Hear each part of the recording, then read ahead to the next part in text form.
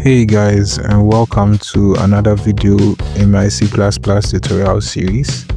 If this is your first time watching my video, please try and check out my playlist for more information and tutorials on C++.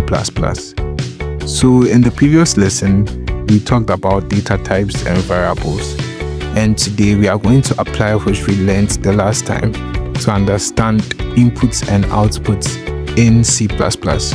So first of all, when we say inputs in C++, it's basically taking information from the user to use inside the program. And outputs is doing the vice versa, that is displaying outputs for the user to access.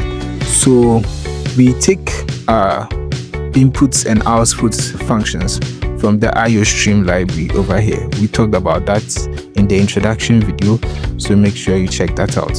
So what we use for output in C++ is the cout function. So this displays output to the user. And the syntax for the cout function is to use the insertion symbol. So the insertion symbol goes here. The information, if it is a statement or a word, goes inside parentheses, like lesson 1 goes inside parentheses, and then we close it. So when we run that,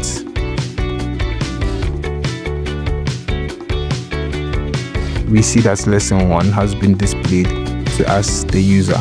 So that is basically how cout works.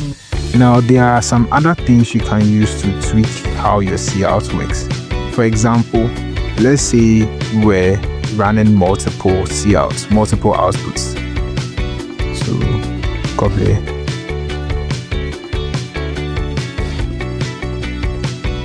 Paste it. Sorry. So what if we're running several outputs? It will come as this: lesson 1. Now if we want to space it out, like make it more presentable, this is how we will do it, and that's where we will introduce something known as endline. So with the extraction symbol, with the insertion symbol rather, we'll bring that there, write end line, and then we end beside that. So now when I run it, that'll give us lesson 1. Now if you don't want to go to the stress of writing the end line, you just use the short form of end line, which should be in the parentheses. So that's /n close parenthesis, and you run it. So that gives us the same results, lesson 1. Now, if we want to input a number aside from the string we have here, we can just bring the insertion symbol again, let's say 27, and then we run it. We use the insertion symbol again to use the end line, and then we run it. So we've added 27 to the entire code. So that's basically how to get outputs in C++.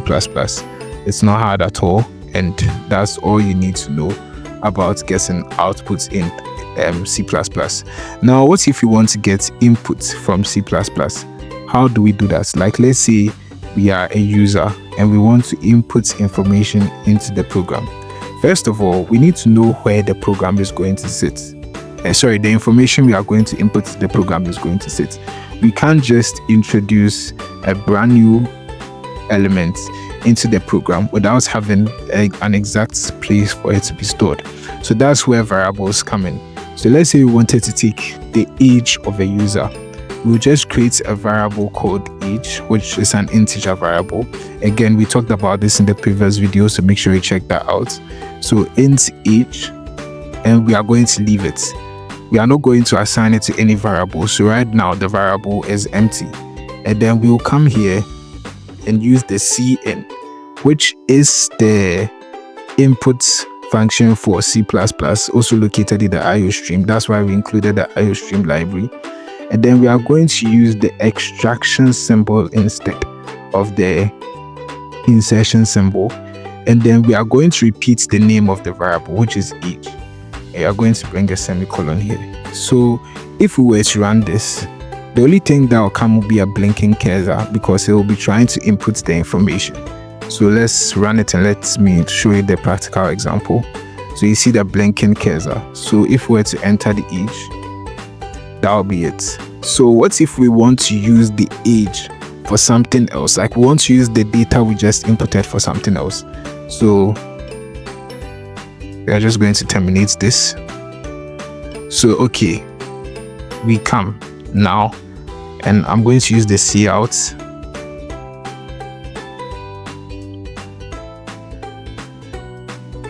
Your age is,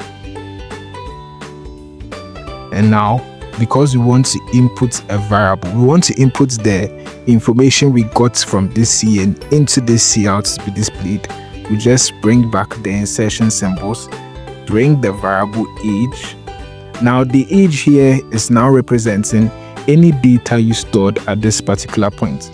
So age, and then let's bring our end line there, semicolon. So now when we run this, it's going to first request for our age, 27. Then it's going to say your age is 27.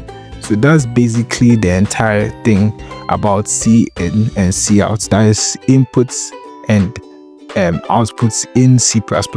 So now we are going to build a simple project that is going to take the age and the name of a person. So first of all, we can't just write int age and use the cout function without the person knowing what to do, because it's only a blinking cursor that will show. So we are going to style this out a bit and use cout to tell the user to enter name. Enter name, sorry. And then we are going to use an end line. I recommend you type the full end line as a beginner in C++ because sometimes using the end can be a bit confusing. So end line. Then we are just going to say cin. But before that, as I said, we need to get a location for the new data we are about to store. So let's just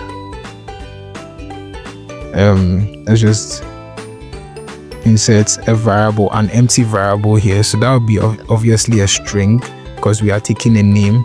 So string name, that will be the name of our variable, and we are going to leave it empty. So over here, it's going to be assigned to name. Now we create another integer, another variable for the age because we need somewhere to assign the age. So that's age, we leave it empty. And we come down to tell the user, to prompt the user that we want the user's age. So that will be cout enter age. Now please make sure with the insertion and the extraction symbols you don't mistake them, because that will make your code unable to run, and it can be very frustrating to find out what exactly is wrong with the code. So end line, and now cin for its extraction, and then we are going to write the age variable. That's where we want to store the age. Then finally, to spice things up, we are going to use cout